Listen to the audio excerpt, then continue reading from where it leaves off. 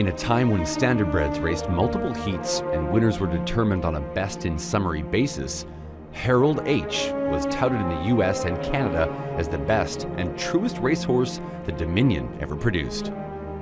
Bred by G.H. Leatherdale and foaled in Dresden, Ontario in 1894, Harold H. was trained by Al Proctor. His race career didn't begin until age 6 on June 19, 1900 in London, Ontario, where he won all 3 heats. During his career, he would race in 46 events, several of those on the Grand Circuit, at tracks located throughout Ontario, Manitoba, as well as 11 U.S. states.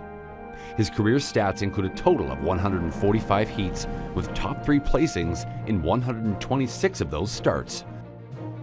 It was the era of the Great Dan Patch, and the two encountered each other several times. During their first meeting at Providence, Rhode Island, August 1901, Dan Patch won all 3 heats, the fastest in 2:04 3/4, despite Harold H. reportedly racing gamely. The rivalry continued through the following year when Harold H. was at the peak of his form, pacing a mile in 2:04. It was proposed by Dan Patch's trainer, Myron McHenry, that the 2 stars meet in a match race in Windsor, Ontario for $500 a side.